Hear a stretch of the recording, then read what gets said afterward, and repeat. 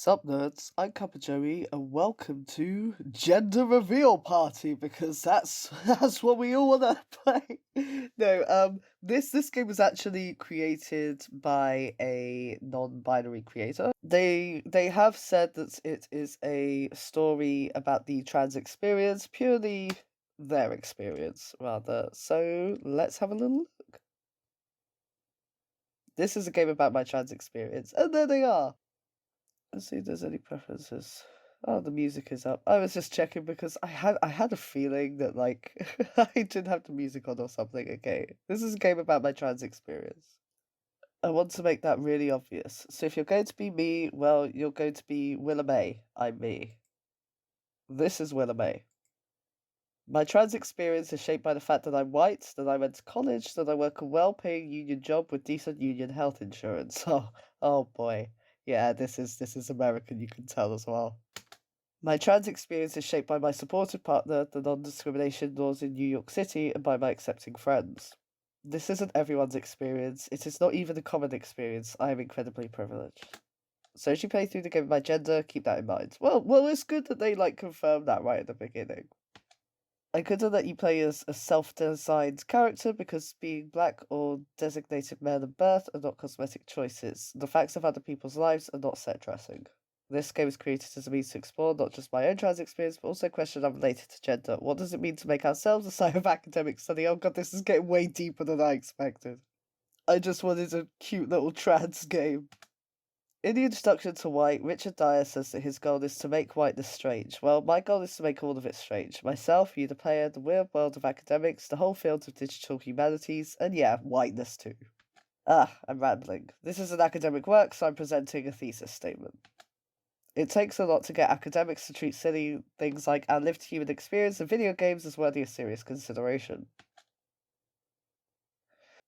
Act 1. A very normal and happy childhood. Stuck in my head, stuck in this heart, stuck in this body. This is how I misheard. Oh. Okay, well, I hope that you all read that because I didn't get the freaking chance to.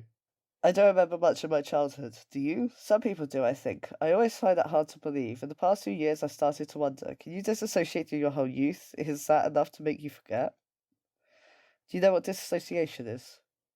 Okay, so you have the options of yes and no, but I'm going to say no just because I think that the explanation might help.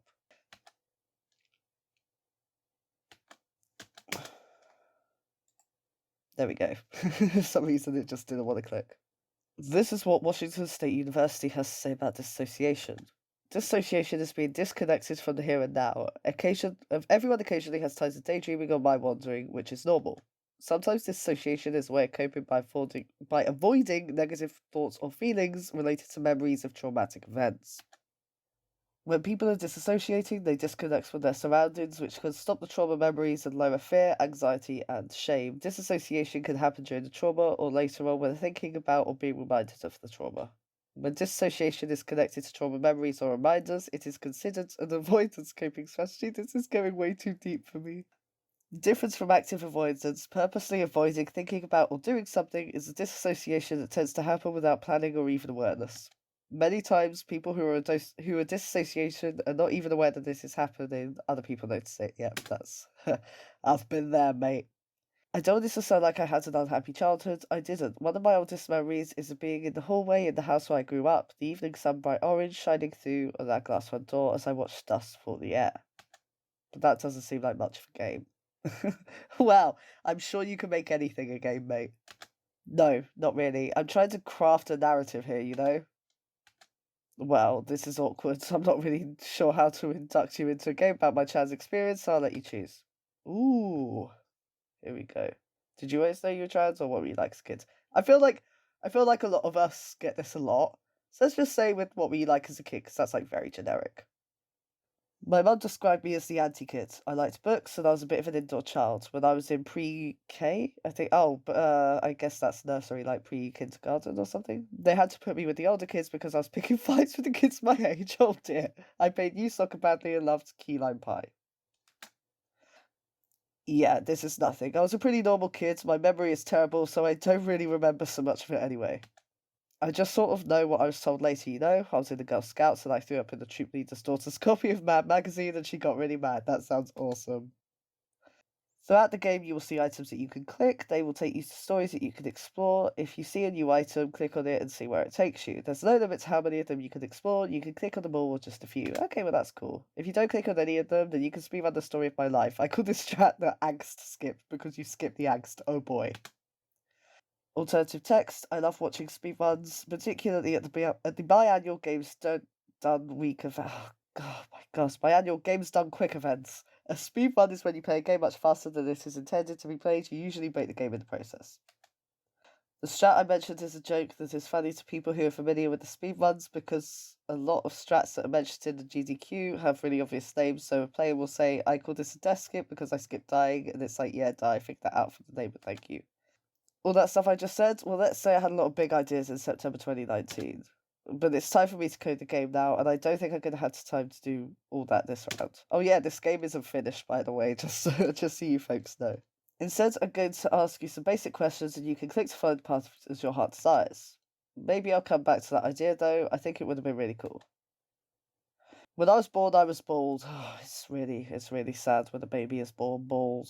A revelation, I know. It took about 2 years for me to get hair, and it was very fine and very blonde.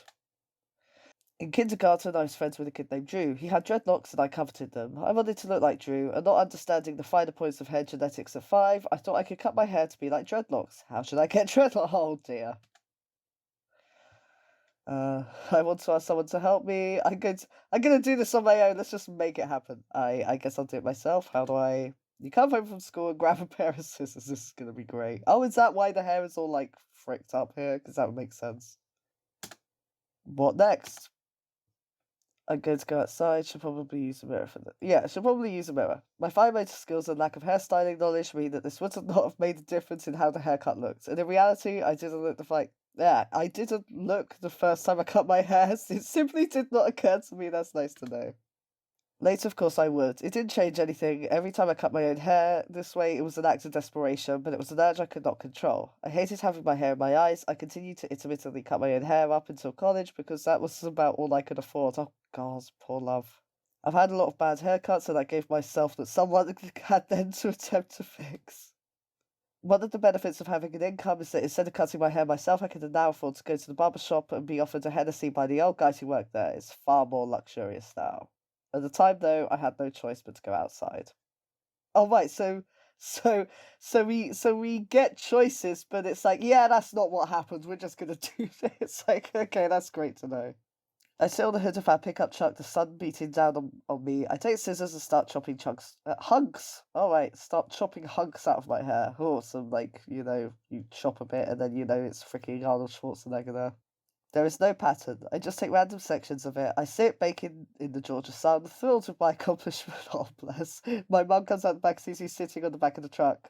I am beatific. I am thrilled. She is a bit less thrilled, seeing a 5-year-old covered in hair and having just wielded scissors at their own face without any protection. Delightful. I'd like to introduce you to my mother. This is Beth, schoolteacher, musician, Bernie Sanders supporter, Quaker.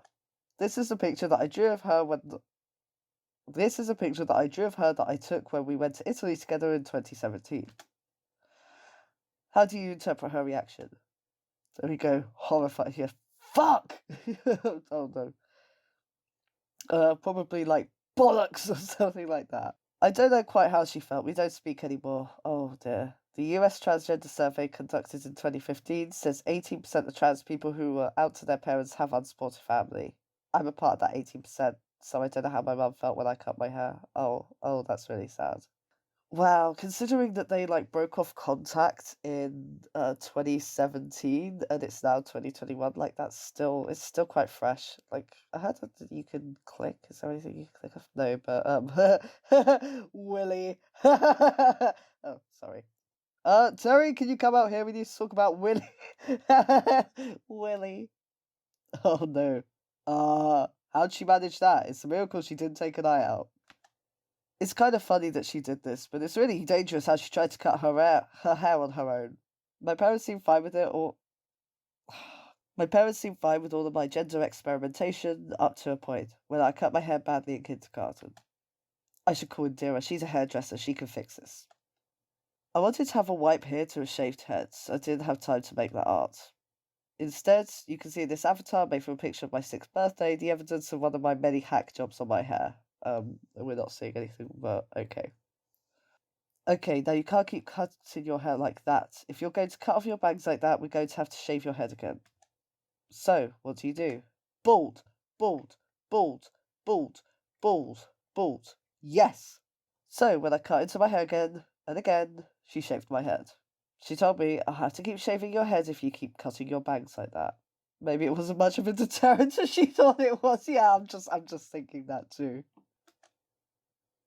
So, what do you want to do with your shaved head? I want to become a bowling ball. I want to go to a birthday party. I bet that's going to be like, that's not what happened. Oh, no, it is, though. Okay, that's cool. One of my most treasured memories from bollocks. One of my most treasured memories from elementary school, my shaved head period, is this. One day, I went to a party. It was a princess, but again, like, I've not actually been able to click on anything, so I don't know whether that's a feature that's, like, not been added yet, or whether it's coming, or what. It was a princess party. I got there and someone decided that there should be a prince at the party. What should I do? You are going to be the prince. Be the prince. Be the prince. I embraced the role. Yes, I wore a white top, some sort of 80s nightgown with ruffled sleeves, and in my memory, I had blue ribbon laced around the cuffs. I sat with all the dignity of an 8-year-old and all the tastelessness of a baby homosexual, with an arm outstretched, saying, "Flock to me, girls." Listen, I found a picture of myself as a child. I've always had a bit of a limp wrist. Maybe I realised something about myself then. Maybe it was in the back of my mind. I embodied camp as only an elementary schooler can. Pure camp, like Sontag writes about. Unaware, unselfconscious, and abundantly tacky. When they asked me to be the prince, I trembled with doubt and nerves. Suddenly I was at the centre of attention. I never seen pretentious protested, saying I wanted to be a princess with everyone else, but the girls insisted. Finally, I acquiesced. I sat in my dining chair throne and threw an arm out, accepting it, declaring, "Yes, I am the prince." I didn't like for people to look at me, but this somehow felt okay. There's one picture of me from this day. I haven't seen it in years. In my mind, the picture has become one of me lounging confidently, but I couldn't stand having my picture taken for my entire use, so I almost certainly looked miserable. Same, mate, same on that one. This is where I enter the realm of gender fantasy. What if I had learned at age 7 what it took me 20 years to learn, that I'm not a girl, that I'm something much more like a boy? Where would this have taken me? Could I skip the rest, or the years of depression and agonizing self-discovery? These are the things that I wonder too, actually. Like, what would it have been like had I known that I could be trans and that it was okay? Let's try it! A narrator chimes in. No, I'm not the narrator, it's just me. This is the real narrator. Oh my gosh, what the hell? You discover on this day that you are trans. The trumpets blare, lights shine down from the heavens. Suddenly, you see the Mariah before you, spinning out of your destiny. It unfurls and you understand yourself, your own soul, and all of reality. You'll be shocked to know that this is not what happened. Well, that's what happened to me. I had like a godly being, talk down and be like, "Oi! Genderqueer!" Anyway, all the rest of my hair rebellion was normal teen stuff, like dyeing my hair and getting purple tips. Yes, it looks as bad as it sounds because my dad bleached his hair when he turned 50. Moving right along. And there's, I want to go to the next act. So tell me about your relationship with clothes. Is this gonna be a little bit extra? Because I feel like it should be. When I was little, I wore dresses my mum made for me. I guess I like them. I had a dress that she sewed for me that matched the ragdoll she made for me. That sounds adorable though. I learned to read on Little House on the Prairie, so I named the ragdoll Charlotte, which was the name of the ragdoll one of the girls in the Little House books owned. It was very wholesome. How do you feel about this? I'm not so sure about this. And I like it. Having dresses made for me makes me feel really good. But I think I would feel like that as well when, even if it wasn't quite right. I mean, it was cute. We did not have much in the way of money when I was a little kid, and this meant that I got nicer new clothes than I would have otherwise. I think it made her feel like she was spoiling me, but I'm not sure. I think it felt really special to my mum, but one day I came home and told my mum that I didn't wear dresses anymore. I don't remember what motivated it. I had worn dresses that she made me for years, but suddenly I just couldn't. She didn't really think about why that was. No, I didn't really think about why that was. Whenever it came up later, my parents treated it as, this is a funny thing you did as a kid. I wonder now if it was more. Like, I think it's great for kids to mess with gender, but maybe what I was experiencing was dysphoria. I just didn't know that dysphoria existed. Okay, a brief digression. This game is educational and academic, but I also know that media by and about trans people is also typically consumed by other trans and queer people. Yeah, hello. I guess you figured that out as well. I don't want to be redundant, so do you feel like you need a bit of trans 101? No shame if you do. Do you feel like you know what gender dysphoria is? I'm going to say yes because I feel like a lot of my viewers are going to be trans as well, and I'm going to put like a little link in the description to a gender 101 if anyone needs. What should I say to my parents when I don't want to wear dresses anymore? Listen up, parents, I'm not a girl. I'm just gonna say that even though that's definitely not what happened. I hear about people saying things like this all the time. Now it seems like elementary school kids who seem to be stunningly knowledgeable about themselves. I think to myself, I'm an adult and I'm still confused and I'm envious of their surety. But they are probably not all sure all the time either, although maybe when you're 7 you haven't learned self-doubt yet. But if I told my parents at 7 that I wasn't a girl, would I have skipped all the rest? Would they have been supportive then? I don't want to wonder about my identity. Could I skip all that? Sorry, you're me, and I've spent a lot of time wondering. Okay, so it's I don't like dresses anymore.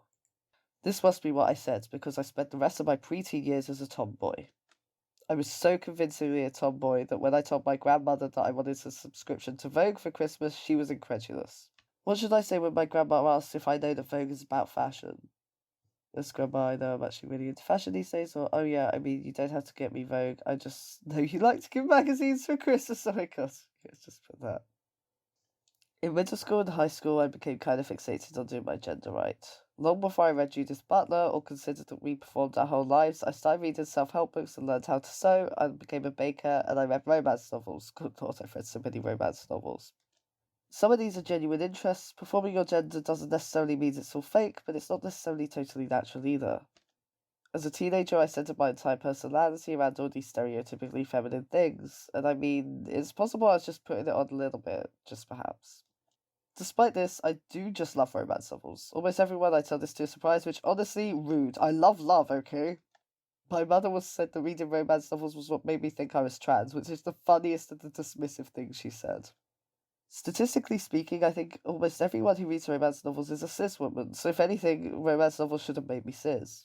I have also practiced womanhood before. This is a fun thing that I used to do in high school. I got a book from my grandmother called Glorify Yourself, which was published in 1948. The book was ridiculous. It was over the top, outrageous, and probably kind of offensive. I loved it. This version of womanhood felt just as approachable and realistic as any other. Every aspect of womanhood was a costume, a bit drawn to incorporate into my life. Puberty is a traumatic time. Nobody enjoys the experience, I'm sure, so take what I say here with a grain of salt. If you, player, are cis, perhaps you will read this and my experience of puberty will be exactly how you remember your own, or maybe it won't be. I remember the first time I got truly massively high with my best friend from high school. She was obsessed with the question, what is it like to be someone else? Obviously, we all want to know, thus, fiction, but fiction isn't the same as knowing another person's spirit. I am in love, and I have been for years, but I do know what it is like to be the person I share my life and soul with. No, not really, no, it's one of the mysteries of the world. I know Noah, but I do not know what it is like to be Noah. Okay, so I guess Noah is their partner. This is all to say, maybe you'll read it and just recognize it as your cisgender experience of puberty. Or perhaps not. Perhaps it is wildly different. I really don't know. I have no idea how anyone else experienced puberty because even if you talk about it and who really talks about it, it feels so big, so impossible to really articulate. But let me try to tell you what it was like for me. Okay, so at that point, I think we're at the end of the first act, so I'm going to stop here as it's getting quite lengthy. But yeah, I've not actually found anything that I've been able to click on in the background, so I don't know if I'm doing the angst skip or whatever. But yeah. Okay, folks, so that has been it for the first episode of Gender Reveal Party. Let me know what you thought about this. It's been a little bit, of a tricky one, we're going through a lot of rather difficult subjects that may be a little bit tricky for a lot of people to be actually watching, so I understand if this has been too much, but I would love to know what you think in the comments, I really would. Would you like to see me cover more queer games, or would you like to see me do ones that are a little happier, that are a little more, like, I don't know, I'd be willing to do freaking yaoi games if you folks wanted to see that, I really don't care at this point, or the KFC dating sim, whatever. I mean, that's pretty corporate and not as queer, but, you know, I mean, let me know what you thought of this. I do plan to play the whole game regardless, just because I would like to give, you know, a little bit more exposure to queer artists, and I know that I'm a tiny channel, but hey, you know, we gotta help each other out, I suppose. So, yeah, I would absolutely love it if you folks let me know what you liked in the comments. Don't forget, folks, if you would like to become part of the T-Set, then all you need to do is hit that subscribe button, and if you would like to help me out, then a little like helps as well. If you would like to help me out further, then you can become a Patreon for just £2 a month. Details of what you can unlock there are available on my Patreon. And as always, if you enjoyed this or would like to see something else or want me to go to, you know, reading Reddit posts, then go ahead and let me know in the comments. I really appreciate all the feedback you folks give me. And until then, I will see you all next time.